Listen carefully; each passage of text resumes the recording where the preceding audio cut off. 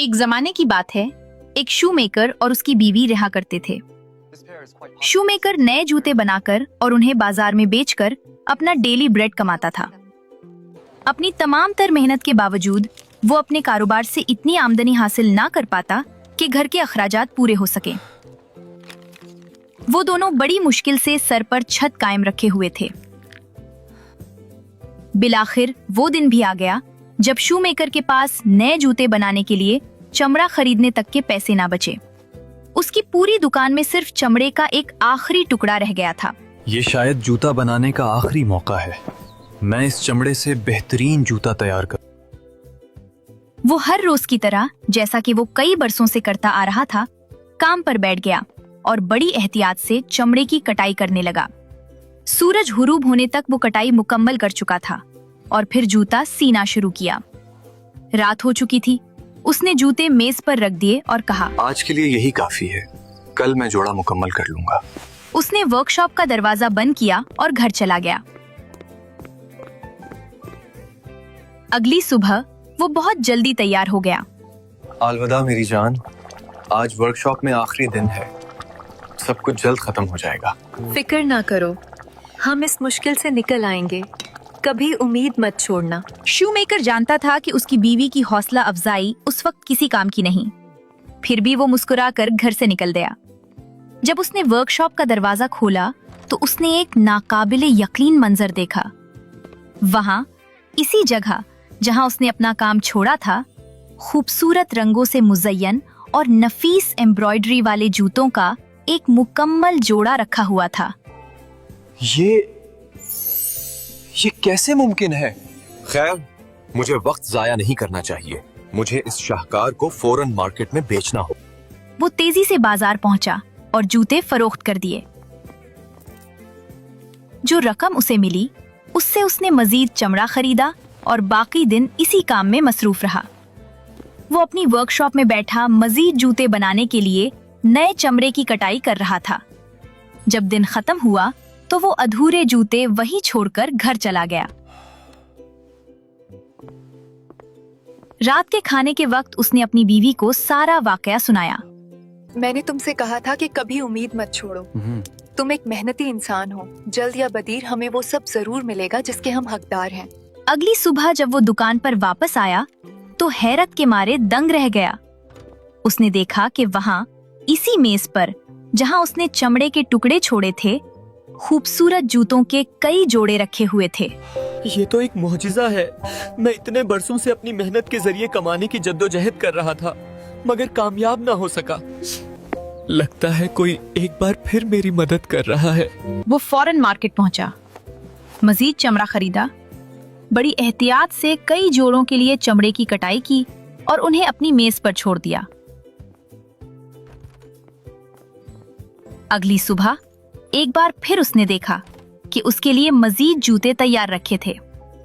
वहां sandals, boots, ballet shoes, clogs, rogues और मॉकसिन्स मौजूद थे, सब मुख्तलिफ रंगों में। क्या शानदार जूते हैं। कोई अजनबी खलूसो नीयत से मेरी मदद कर रहा है। उसके बाद शू मेकर बाकायदगी से चमड़े के टुकड़े तैयार करके छोड़ने लगा ताकि वो अजनबी अपनी खूबसूरत कारीगरी दिखा सके। ये सिलसिला कई हफ्तों तक चलता रहा और हर सुबह शू मेकर को अपने लिए मजीद जूते तैयार मिलते रहे। जल्द ही वो अपने गांव में सबसे खूबसूरत जूते बनाने वाला कारीगर मशहूर हो गया। उन्होंने रहने के लिए एक शानदार मैंशन तामीर कर लिया। देखो, हमारी जिंदगी किस कदर बदल गई है। ये सब सिर्फ वक्त की बात थी। हाँ मेरी जान, तुमने हमेशा मेरा हौसला बढ़ाया है। मगर हमें उस अजनबी को नहीं भूलना चाहिए जो हमारी मदद कर रहा है। हमें मालूम करना होगा कि वो कौन है ताकि हम उसका शुक्रिया अदा कर सकें। मगर वो तो सुबह होने से पहले ही चला जाता है। हम उससे कैसे मिलेंगे? कल हम वर्कशॉप में छुप सकते हैं ताकि उसे देख सकें। हाँ, ये तरीका ठीक रहेगा। मैं इसकी मदद पर उसका शुक्रिया अदा करना चाहती हूँ। अगले दिन मामूल के मुताबिक शू मेकर ने दिन के वक्त चमड़े की कटाई की। शाम को मंसूबे के मुताबिक उसकी बीवी भी वर्कशॉप आ गई। आओ कहीं छुप जाएं। हाँ, हम इस अलमारी के पीछे छुप सकते हैं। चुनाचे वो काम की मेज के पीछे मौजूद एक छोटी सी अलमारी में छुप गए और इंतजार करने लगे। आधी रात के वक्त शूमेकर और उसकी बीवी ने हल्की हल्की आवाजें सुनी, जैसे कोई प्यारी सी धन गुनगुना रहा हो। उन्होंने अलमारी से झांक कर देखा तो हैरत से उनकी आंखें फैल गईं। उन्होंने देखा कि दो नन्हे प्यारे एल्व्स खिड़की के रास्ते अंदर आ रहे थे। वो फटे पुराने कपड़े पहने हुए थे। अंदर आते ही वो गुनगुनाने लगे, नाचने लगे और हवा में उछल कूद करने लगे। वो सबसे खुश मिजाज मखलूक थे जो शूमेकर ने अपनी जिंदगी में कभी देखी थी। ओह, जब वो अपना रक्स मुकम्मल कर चुके तो एल्व्स मेज के पास आकर बैठ गए और जूते बनाने लगे। वो एक एक करके जूतों को काटते, सीते, रंग भरते और सजाते रहे। शूमेकर और उसकी बीवी खुशी खुशी उन्हें देख रहे थे। आखिरकार एल्व्स खिड़की से बाहर कूदे और गायब हो गए। ये तो एल्व्स थे। वो हर रोज हमारी मदद के लिए आते हैं। हमें उनका शुक्रिया अदा करने का कोई तरीका जरूर सोचना चाहिए। हाँ बिल्कुल, मगर हम उनके लिए क्या कर सकते हैं? वो तो बहुत पुराने और फटे हुए कपड़े पहने हुए थे। हम उन्हें कपड़े दे सकते हैं। ये तो बहुत शानदार ख्याल है। मैं उनके लिए नए जूते सियूंगा। और मैं उनके लिए खूबसूरत गरम कपड़े सियूंगी। यूं वो दोनों एल्व्स के लिए तोहफे तैयार करने में लग गए। एक हफ्ते बाद शूमेकर ने फर से आरास्ता दो नन्हे खूबसूरत बूट सी लिए।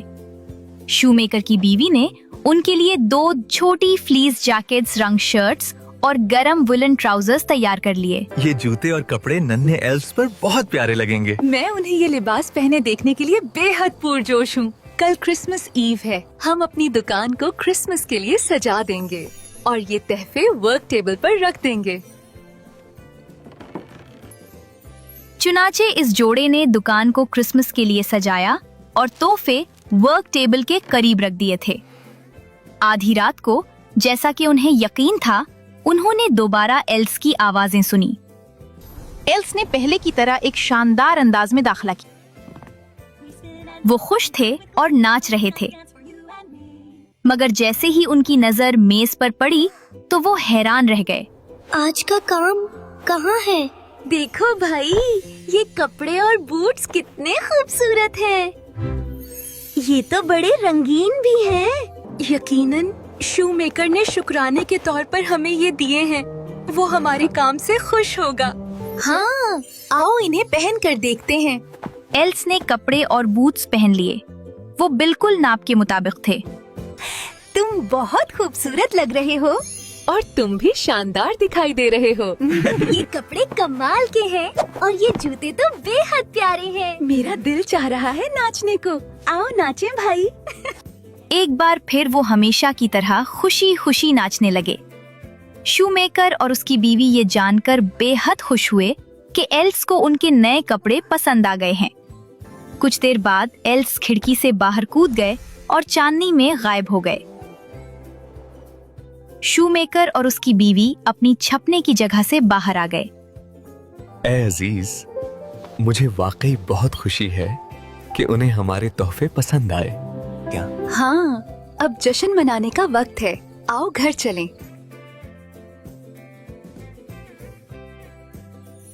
ये क्रिसमस मॉर्निंग थी। शूमेकर ने चमड़े की कटाई की और उसे मेज पर एल्व्स के लिए छोड़ दिया। मगर जब वो अगले दिन वर्कशॉप वापस आया तो उसने देखा कि वहां कोई जूते मौजूद नहीं थे। वो ये खबर अपनी बीवी को सुनाने घर चला गया। हमारे एल्व्स वापस नहीं आए। वहाँ कोई जूते नहीं थे। कोई बात नहीं, इन्होंने हमारी बहुत मदद कर दी है। अब तुम वैसे ही काम करोगे जैसे हमेशा करते आए हो। हाँ, मैं अब खुद ही काम करूंगा। इन दिनों मैंने ये सीख लिया है कि लोग क्या चाहते हैं और क्या पसंद करते हैं। मैं एक बार फिर बेहतरीन जूते बनाऊंगा। उसने फिर से काम शुरू कर दिया, बिल्कुल वैसे ही जैसे वो एल्व्स के आने से पहले कई बरसों तक करता रहा था। और जैसे एल्व्स जूते बनाया करते थे, वैसे ही उसके बनाए हुए जूते भी पहले की तरह निहायत खूबसूरत थे।